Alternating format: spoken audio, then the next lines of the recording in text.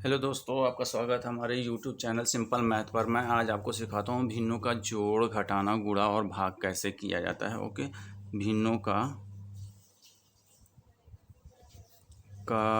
जोड़, घटाना। आज सिर्फ जोड़ घटाना सिखाते हैं, फिर गुणा और भाग सिखा देंगे। गुणा और भाग कैसे किया जाता है, ठीक है। तो सबसे पहले हम टाइम को बर्बाद ना करते हुए आइए देखते हैं भिन्नों का जोड़ कैसे किया जाता है। सबसे पहला क्वेश्चन हमारा हो जाएगा जोड़, ठीक।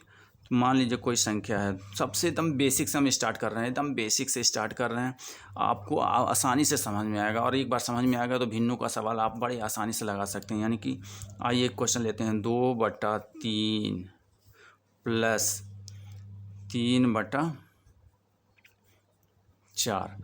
तो इसमें सबसे पहला क्या क्या होता है, ये क्या कहलाता है, ये कहलाता है अंश। क्या कहलाता है? अंश कहलाता है। और इसको क्या कहते हैं? इसको क्या कहते हैं? हर कहते हैं। जब भी हम किसी को भिन्न का सवाल लगाते हैं तो हर का, यानी कि जो नीचे बटे में दी गई संख्या है उसका हम एलसीएम लेते हैं। क्या करते हैं? एलसीएम लेते हैं। 3 और 4 का हम एलसीएम लेंगे।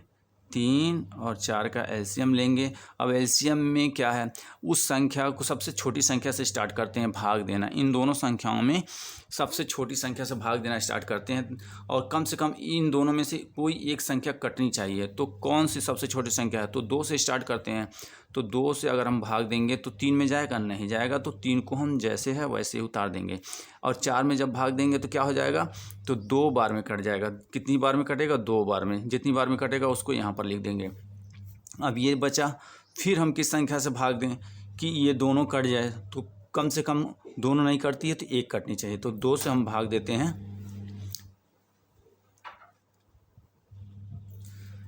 कम से कम एक संख्या कटनी चाहिए, ठीक है।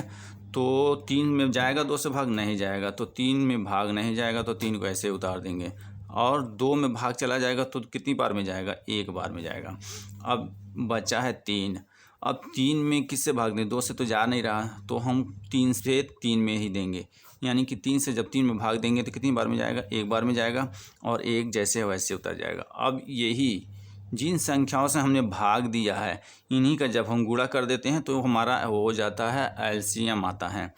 क्या आता है? एलसीएम आता है। यानी कि 2 गुणे 3 यानी कि 12। क्या हो गया? एलसीएम आ गया। 12 क्या आया? एलसीएम आया। अब जब अगला स्टेप अब यहाँ पे आ जाइए। एलसीएम आ गया। एलसीएम कितना आया है? इन दोनों भिन्नों का एलसीएम कितना आया? 12 आया, ठीक है। अब 2 के बटे में कितना था? 3 था, तो यहाँ पे 3 को लिख लिया। ऊपर क्या था? 2 था। ये संख्या थी, और ये संख्या क्या थी? 3 और 4, ठीक है। इसको मैं समझाने के लिए लिख रहा हूँ ताकि आपको समझ में आ जाए। यहाँ पे क्या थी? ये 3 को उतार दीजिए। क्या कीजिए? 3 को उतार दीजिए। और यहाँ पर क्या था? 4 था। तो अब ये 12 कैसे आया? यहाँ पर देखिए 12 कैसे आया है। तो 4 का हम कितनी बार पहाड़ा पढ़े हैं? कितनी बार पहाड़ा पढ़े कि 12 आ जाए? 3 बार। 3 बार। अब ये 12 कैसे आया है? तो 3 का हमने पहाड़ा कितनी बार पढ़ा है कि ये 12 आ गया? तो इसको मैंने 4 लिख दिया। 4 आ गया है। अब जिस संख्या को मैं, यानी कि हर से गुणा करते हैं, जिस संख्या से हर में गुणा करेंगे उसी संख्या से हमको अंश में भी गुणा करना पड़ेगा। जिस संख्या से हम हर में गुणा करेंगे उसी संख्या से हमको अंश में गुणा करना पड़ेगा, तब जाके ये सवाल सॉल्व हो जाएगा। जिस संख्या से हमने हर में गुणा किया है उसी संख्या से हमको अंश में भी गुणा करना पड़ेगा। ओके, जिस संख्या से हमने हर में गुणा किया है उसी संख्या से हमको अंश में भी गुणा करना पड़ेगा। तो ये आपका हो गया 12। ये समझाने के लिए हमने लिखा था ताकि आपको समझ में आ जाए। अब ऊपर वाली संख्या में देखिए क्या है?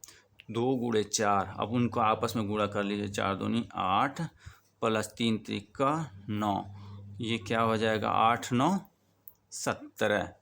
17/12। ये क्या हो गया?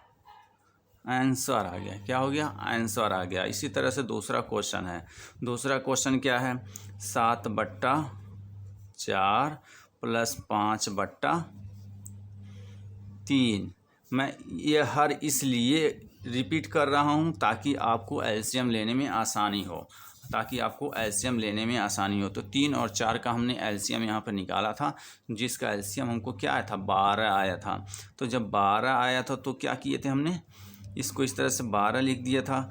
अब ये 4 में हमने किस संख्या से गुणा किया था कि 12 आ गया? तो 3 से गुणा किया था। तो हर में जिस संख्या से गुणा करते हैं उसी संख्या से हमको अंश में भी गुणा करना पड़ता है।